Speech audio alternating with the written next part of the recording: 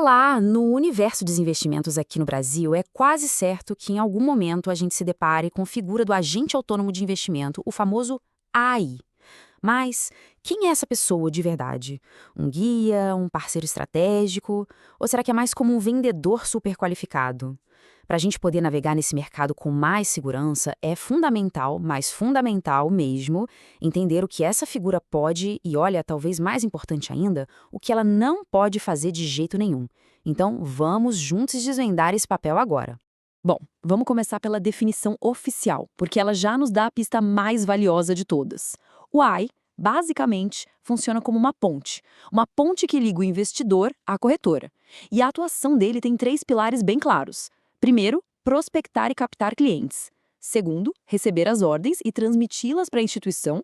E terceiro, apresentar os produtos e serviços que essa instituição oferece. Agora, o ponto-chave que a gente precisa guardar desde já é que essa pessoa não é um consultor independente, tá? Ele é um preposto, ou seja, um representante da instituição financeira. E essa distinção, nossa, ela é a base de tudo.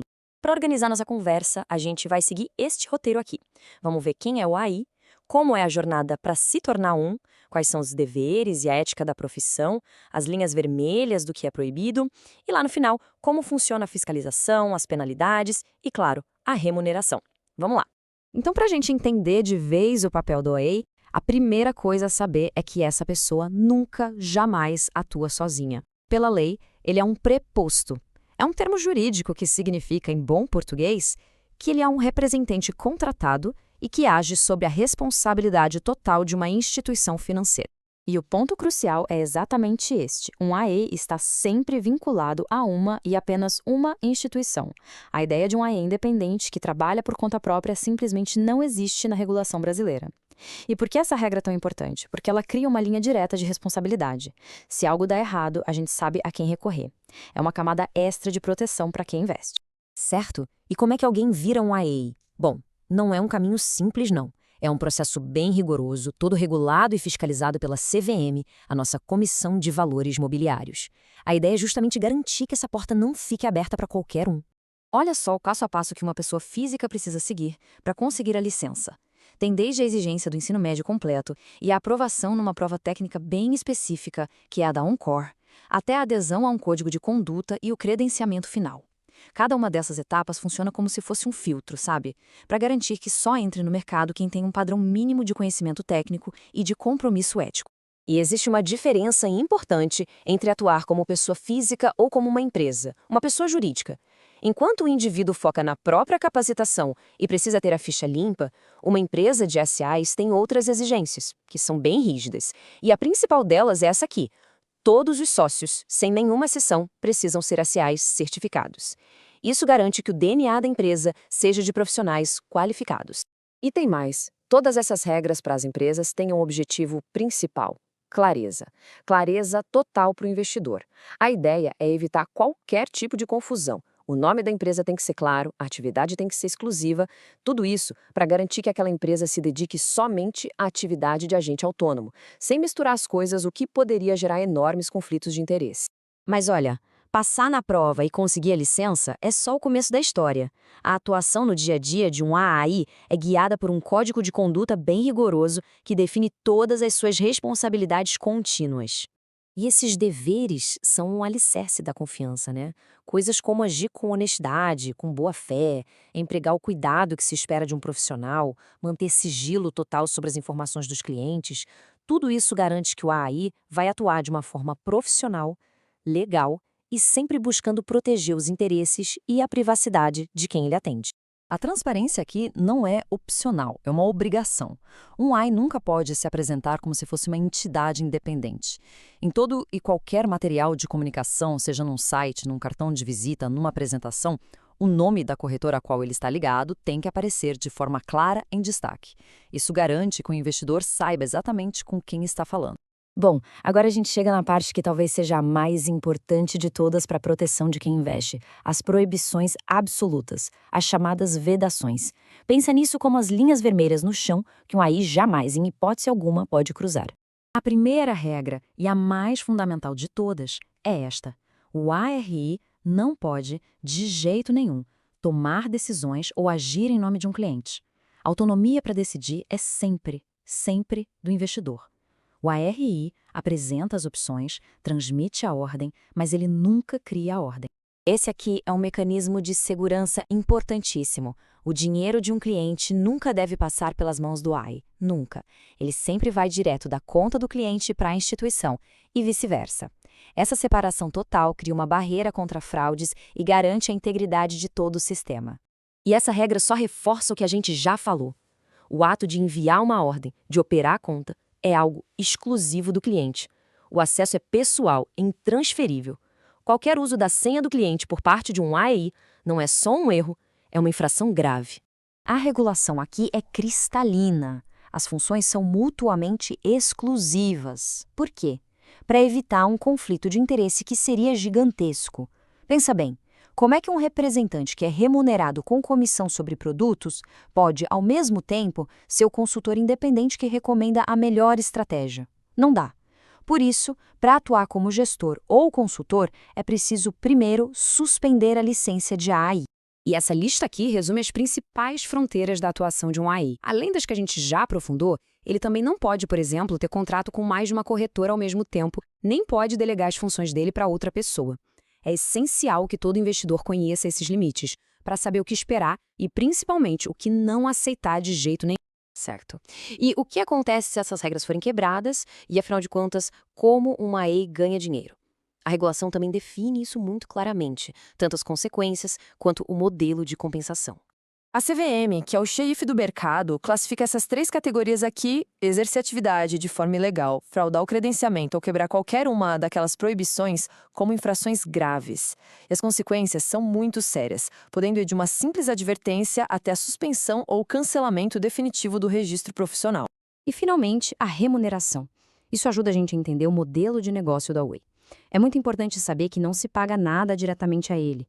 A compensação vem de uma comissão paga pela corretora, que é um percentual sobre as operações intermediadas.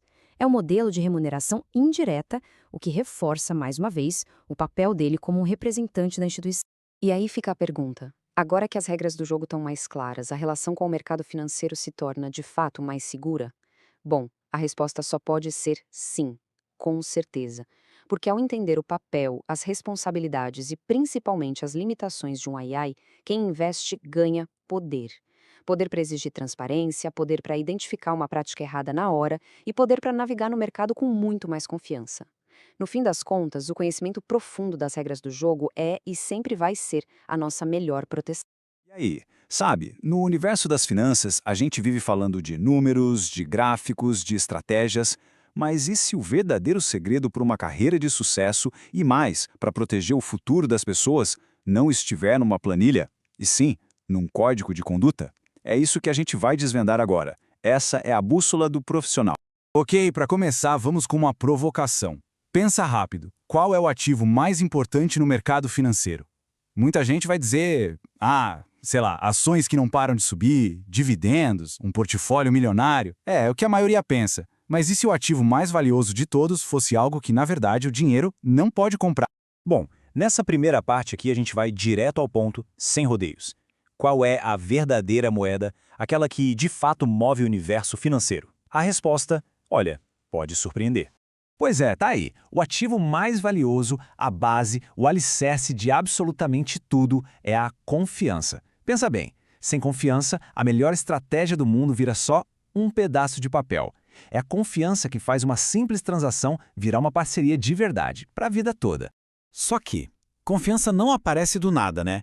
Como é que se constrói isso? E talvez mais importante, como é que se protege essa confiança? Então, acontece que existe sim um tipo de código da confiança, e é nele que a gente vai mergulhar agora.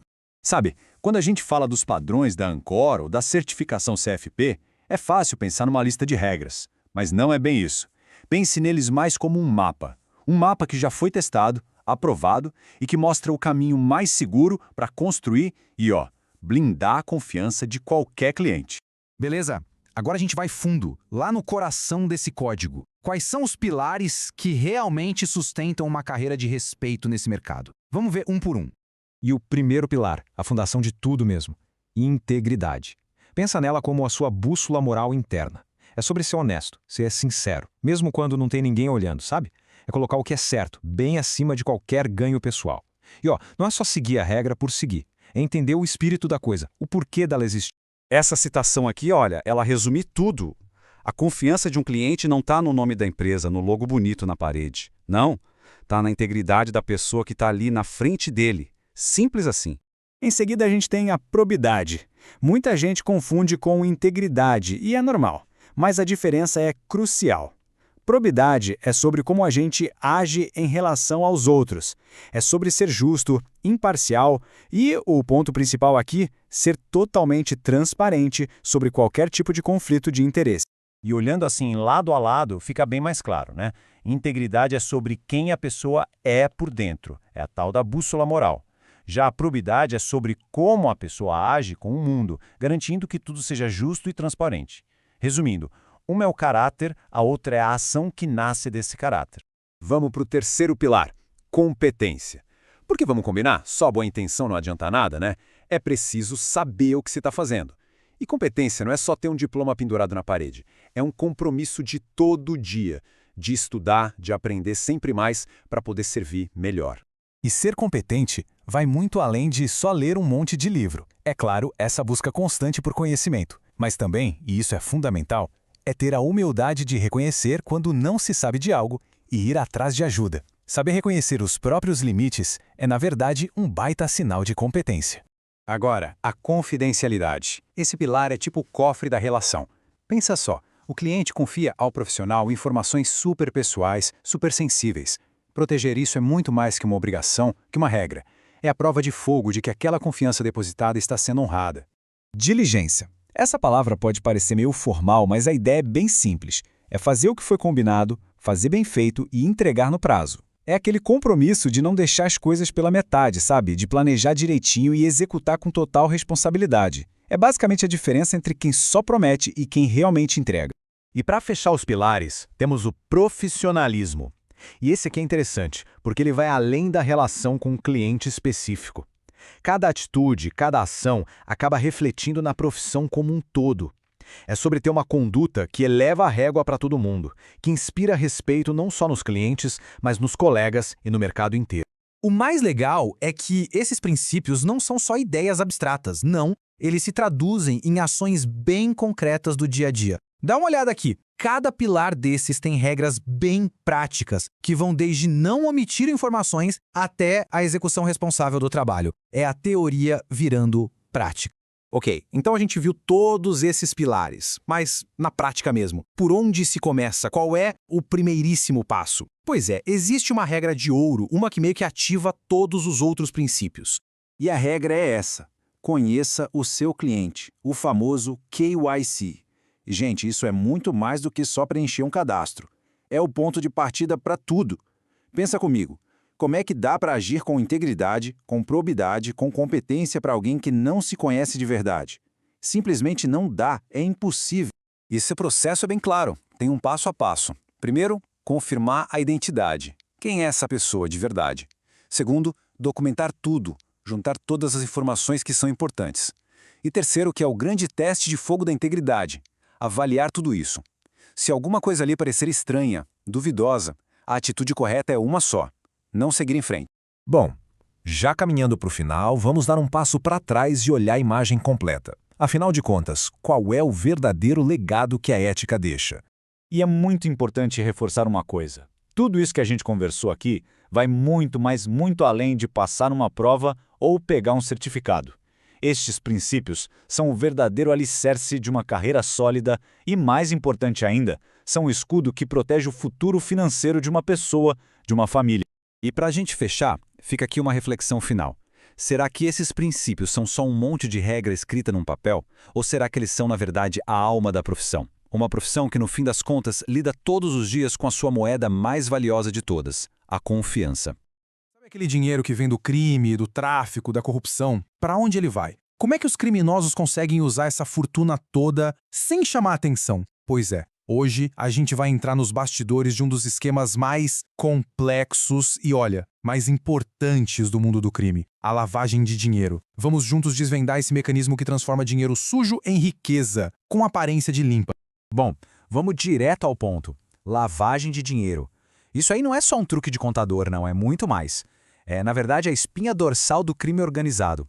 Pensa assim, ó, é como se fosse uma lavanderia gigante, entra o dinheiro sujo de tudo que é atividade legal, e do outro lado sai um ativo com aparência limpinha, legal, pronto para ser usado por aí. A verdade é que sem esse processo, o crime em grande escala simplesmente não valeria a pena. E para a gente entender bem como esse mundo funciona, nosso roteiro de hoje vai ser o seguinte. Primeiro, o que é exatamente a lavagem de dinheiro. Depois, a gente mergulha nas 3 fases clássicas do crime. E para não ficar só na teoria, vamos ver um caso real, de um sujeito chamado Franklin Jurado. A história é impressionante. Daí, a gente parte para a resposta da lei. Como o sistema se defende, quem são os vigilantes que ficam de olho nisso tudo? E, por fim, por que essa história toda importa e muito para todo mundo? Então vamos lá. O que é lavagem de dinheiro? Qual é o problema central aqui? Bom, o primeiro desafio que um criminoso tem depois de conseguir uma montanha de dinheiro não é o que parece. A grande questão é essa: como transformar dinheiro ilegal em riqueza que parece legítima? Porque, olha, ter a grana é só o primeiro passo. O problema mesmo é conseguir usar esse dinheiro. É como ter um tesouro, mas não poder gastar nenhuma moeda. Senão, todo mundo descobre de onde ele veio. O objetivo é duplo. Primeiro, apagar a origem criminosa do dinheiro. E segundo, criar um caminho mas tão complicado que seja impossível rastrear de volta para o crime. E olha, esse não é um problema local de um país ou outro. É um problema global. A lavagem de dinheiro não respeita fronteiras, por isso que o mundo todo, governos e bancos, se uniram para lutar contra isso. E essa luta ficou ainda mais séria, mais urgente, depois que a gente entendeu a ligação disso com o financiamento do terrorismo. Cortar o fluxo desse dinheiro é, literalmente, uma questão de segurança global. Certo, já entendemos o tamanho do desafio. Agora, a pergunta é, como é que eles fazem isso? Bom, existe um método, é quase um passo a passo do crime, que a gente divide em 3 fases. E é aqui que a coisa começa a ficar interessante. Essa imagem aqui, ela resume perfeitamente o processo todo. É o caminho que o dinheiro sujo faz para virar dinheiro limpo. São 3 etapas fundamentais: a colocação, a ocultação e a integração. Vamos dar uma olhada em cada uma delas. E o mais interessante, ou talvez o mais engenhoso, é que essas fases muitas vezes acontecem ao mesmo tempo, todas misturadas para confundir mesmo. A primeira é a colocação, é quando o dinheiro vivo, dinheiro sujo, entra no sistema financeiro, geralmente em depósitos pequenos para não levantar suspeita. A segunda é a ocultação. Aqui a ideia é criar um labirinto. O dinheiro passa por dezenas, centenas de contas em vários países diferentes. O objetivo é quebrar a trilha. E por fim, a integração. É quando o dinheiro, já com uma aparência legal, volta para a economia, vira investimento em imóveis e empresas, volta para o mundo como se fosse legítimo. Teoria é uma coisa, né? Mas na prática, como isso funciona? Bom, para a gente ver isso em ação, vamos analisar um caso real, um caso que virou livro, que virou estudo, a história de Franklin Jurado, um economista formado em Harvard que usou toda a sua inteligência para se tornar um dos maiores lavadores de dinheiro da história. 36 milhões de dólares. É uma quantia absurda, difícil até de visualizar. E foi exatamente esse valor que Franklin Jurado, um cara super inteligente com diploma de uma das melhores universidades do mundo, Harvard, conseguiu limpar para um cartel de drogas colombiano. É o exemplo perfeito de como a genialidade pode ser usada para o lado errado. E essa linha do tempo aqui, ela mostra o esquema do jurado em detalhes. É um raio-x da operação. Olha só como bate direitinho com as 3 fases que a gente viu. A colocação, ele começou depositando dinheiro em vários bancos lá no Panamá. Depois, a ocultação. Aí a coisa ficou séria. O dinheiro passou por mais de 100 contas em 68 bancos espalhados por 9 países. Uma verdadeira teia de aranha financeira para despistar qualquer um. E por fim, a integração. O dinheiro, agora limpo, voltou para a Colômbia. E voltou como? Como investimento em negócios legítimos, tipo restaurantes, construtoras, uma operação de cinema. Ok, vendo um esquema complexo como esse, a gente se pergunta, e aí, como é que a lei reage a isso? Como se combate uma operação tão sofisticada? Bom, a resposta tem que ser à altura. Aqui no Brasil, a lei não brinca em serviço não. A pena para lavagem de dinheiro é bem severa. Vai de 3 a 10 anos de reclusão. E não é só a prisão. A lei também vai atrás do que mais importa nesse tipo de crime, o dinheiro. A multa é altíssima, justamente para mostrar que o crime não compensa. E quando a gente fala em multa, não é pouca coisa. O cálculo é feito para ser um verdadeiro baque financeiro. Pode ser de até o dobro do valor da operação ou o dobro do lucro que o criminoso teve. Ou ainda um valor fixo, que pode chegar a absurdos 20 milhões de reais. A ideia é essa mesmo, tirar todo o incentivo financeiro do crime. Mas só a lei no papel não resolve, né? Para essa engrenagem funcionar, precisa ter gente de olho, precisa ter vigilantes no sistema. E é sobre essa linha de frente que a gente vai falar agora. No centro de tudo isso no Brasil, existe um órgão chamado COAF, que é o Conselho de Controle de Atividades Financeiras. Pensa no COAF como o grande cérebro de inteligência dessa operação. É ele que recebe, analisa e organiza todas as informações sobre transações suspeitas. É o COAF que acende a luz amarela e fala: olha, tem algo estranho aqui. É uma peça absolutamente fundamental. Só que o COAF não trabalha sozinho. Os olhos e ouvidos dele no dia a dia são os bancos, são as instituições financeiras. Elas têm obrigações bem claras por lei. Elas precisam, por exemplo, identificar todos os clientes, guardar os registros das transações por no mínimo 5 anos e, o mais importante de tudo, comunicar o COAF sobre qualquer coisa estranha. Uma transação suspeita acima de 10 mil reais, por exemplo, tem que ser reportada. E qualquer operação em dinheiro vivo, suspeita ou não, acima de 100 mil reais, também. O sistema é todo amarrado. E o que seria uma coisa estranha? O que acende esse alerta nos bancos? Bom, são vários os sinais. Por exemplo, um aumento gigante e repentino nos depósitos de uma conta. Ou então uma pessoa que vive trocando um volume enorme de notas pequenas por notas grandes, sabe? Movimentações de dinheiro que não fazem o menor sentido com o patrimônio da pessoa. Ter várias contas no mesmo nome sem necessidade, usar o cartão de crédito de um jeito totalmente incompatível com a renda declarada. Tudo isso são bandeiras vermelhas que levantam suspeitas na hora. E agora a gente chega na parte talvez mais importante de toda essa história. Afinal, por que se preocupar tanto com isso? Por que a lavagem de dinheiro importa? A resposta, olha, impacta a vida de todo mundo, muito mais do que a gente imagina.